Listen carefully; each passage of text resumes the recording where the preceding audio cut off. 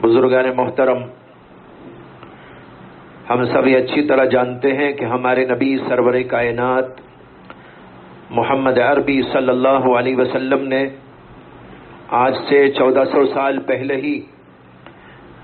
قیامت سے پہلے پیش آنے والے احوال کو بہت تفصیل سے بیان کر دیا تھا، اور ایسی باتوں کو علامات قیامت کہا جاتا ہے۔ ان علامات میں بعض وہ ہیں جو قیامت سے بہت پہلے پیش آنے والے ہیں، اور بعض وہ ہیں جو درمیانی زمانے میں پیش آنے والے ہیں، اور بعض وہ ہیں جو قیامت سے بالکل قریب پیش آنے والے ہیں۔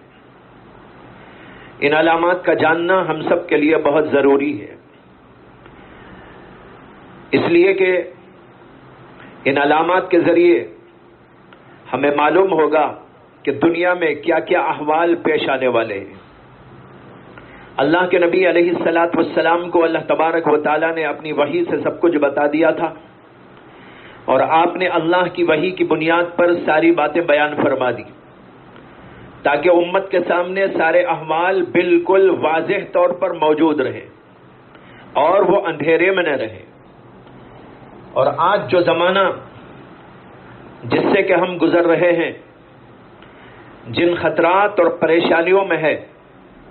اور مسلمان بالخصوص اس کے اندر جن حالات سے گزر رہے ہیں، دنیا ساری پریشانی میں ہے، دیگرگوں ہے، حالات ابتر ہیں، روز بروز ظلم بڑھتا جا رہا ہے۔ یہ سارے احوال اس بات کے متقاضی ہیں کہ ہم ان ساری احادیث کو ایک دفعہ غور کے ساتھ میں پڑھیں اور دیکھیں اور سمجھنے کی کوشش کریں کہ اللہ کے نبی علیہ الصلاۃ والسلام نے قیامت سے پہلے پیش آنے والے کیا کیا احوال بیان کر دیے۔ اس سے ایک طرف حالات زمانہ سمجھنے میں ہمیں مدد ملے گی،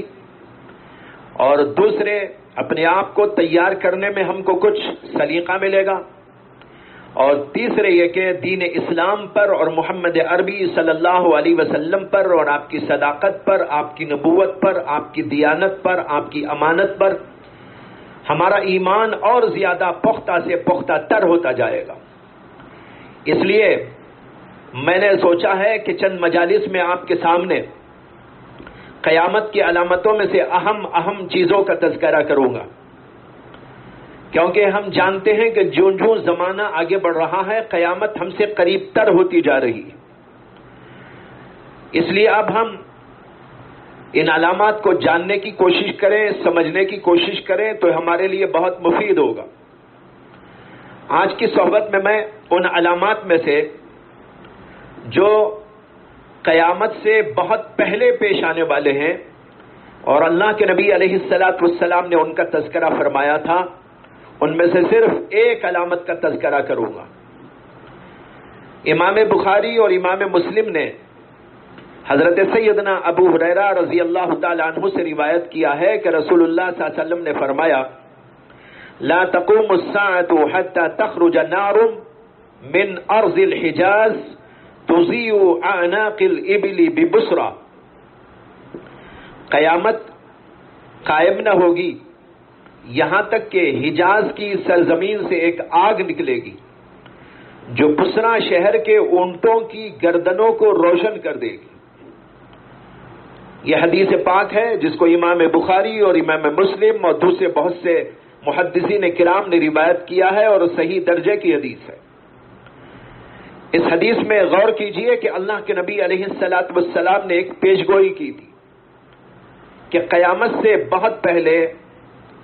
ایک آگ کا حادثہ پیش آئے گا، اور وہ آگ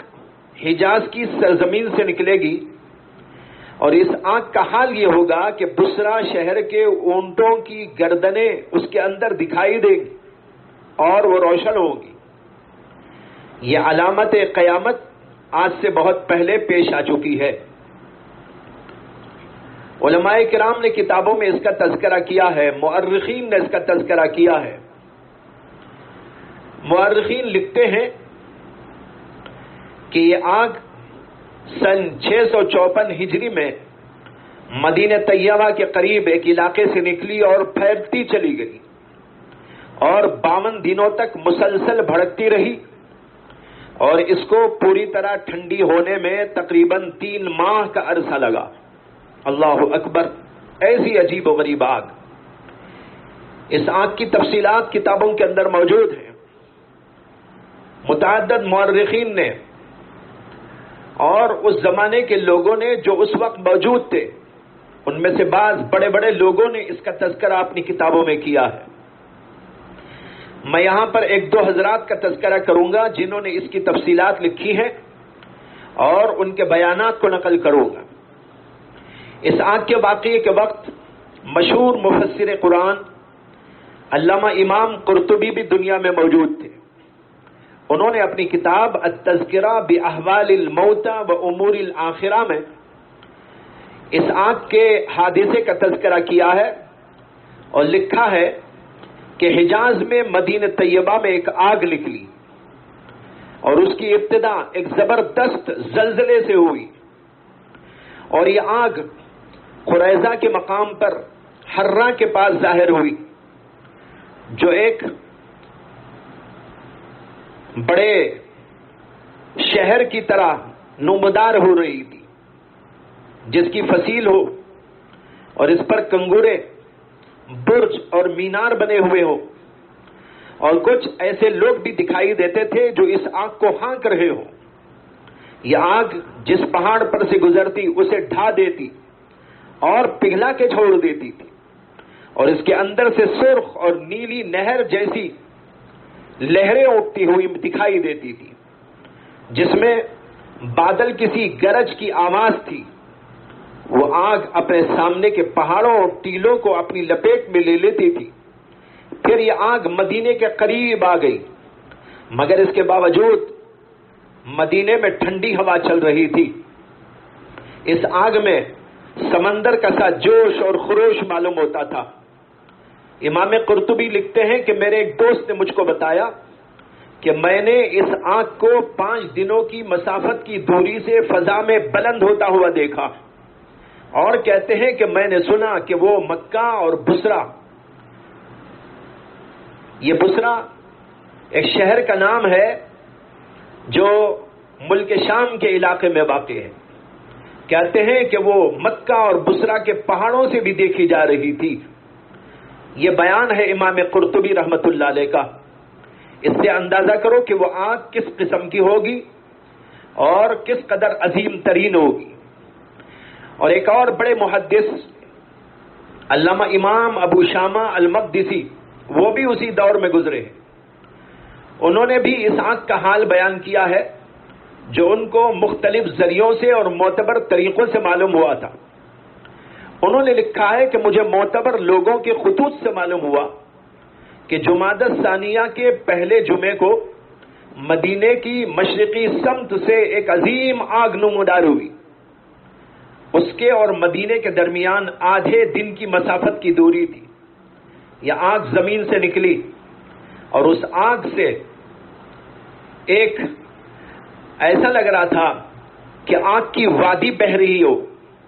یہاں تک کہ وہ جبل احد کے برابر میں آ گئی، اور اس آگ کی وجہ سے حرہ مقام کی زمین پھٹ گئی، اور یہ آگ اتنی بڑی تھی جتنی کہ مسجد نبوی کا رقبہ تھا، اور کہتے ہیں کہ اس میں سے چھوٹے چھوٹے پہاڑ معلوم ہوتے تھے، اور یہ اس قدر پھیلی کہ مکے والوں نے اس کا مشاہدہ کیا، اور یہ آگ مہینوں تک برابر قائم رہی اور پھر اس کے بعد بجھ گئی۔ یہ امام ابو شامہ کا بیان ہے۔ اسی طرح اسی دور کے ایک بزرگ علامہ قطب الدین قسطلانی، جو اس وقت مکہ مکرمہ میں خود موجود تھے، وہ بیان کرتے ہیں کہ مجھے ایک معتبر شخص نے بتایا کہ اس نے حرہ مقام پر ایک بہت بڑا پتھر دیکھا جس کا بعض حصہ حرم مدینے سے باہر تھا اور بعض حصہ مدینہ طیبہ کے اندر تھا، اور آگ اس کے صرف اس حصے کو لگی جو مدینے سے باہر تھا، اور جب وہ اس حصے کو پہنچی جو حرم مدینے میں تھا تو وہ آگ بجھ گئی۔ اسی دور کے ایک قاضی علامہ صدر الدین حنفی نے علامہ ابن کثیر مفسر قرآن کو یہ خبر دی اور بتایا کہ وہ آج کے زمانے میں بصرہ میں مدرس تھے اور ان کے والد بھی وہی مدرس تھے. ان کے والد کو ایک دیہاتی نے بتایا کہ ہم نے اس آنکھ کی روشنی میں اونٹوں کی گردنوں کو دیکھا. یہ بصرہ ایک شہر ہے مدینہ طیبہ اور دمشق کے درمیان ملک شام کا معروف ترین شہر، اور اس شہر میں ہمارے نبی علیہ الصلوۃ والسلام بچپن میں گئے تھے، جس کا تذکرہ حدیث کی اور سیرت کی کتابوں میں موجود ہے. غور کیجئے اس حدیث پر جو اوپر پیش کی گئی، جس میں اللہ کے نبی علیہ الصلوۃ والسلام نے پیشگوئی کی تھی کہ حجاز کی سرزمین سے ایک آگ نکلے گی، اور وہ آگ اس طرح ہوگی کہ اس کی روشنی بصرہ شہر کے اندر دکھائی دے گی، اور وہاں کے اونٹوں کی گردنیں اس کے اندر روشن ہو جائیں گی. یہ ساری باتیں بعین ہی پوری ہوئی، جیسے کہ تاریخ کے حوالے سے میں نے ابھی آپ کے سامنے ذکر کیا، اور لاکھوں انسانوں نے اس کا مشاہدہ کیا، اور مورخین نے اس کا تذکرہ کیا اور اس کی تفصیلات بیان کی. یہ اللہ کے نبی علیہ الصلوۃ والسلام کا ایک عظیم معجزہ ہے جو آپ نے بیان کیا تھا، اور وہ بالکل ہو بہو اسی طرح واقع ہو گیا. اس سے ایک طرف ہمارے ایمان تر و تازہ ہوئے، اور دوسرے معلوم ہوا کہ اللہ کے نبی علیہ الصلوۃ والسلام نے پیشگوئی کی، اور یہ پیشگوئی واقع ہو چکی. بہت سی پیشگوئیاں اور بھی ہیں جو اللہ کے نبی علیہ السلام نے بیان کی اور وہ واقع ہوتی چلی گئی، اور کچھ وہ ہیں جو ابھی جاری ہے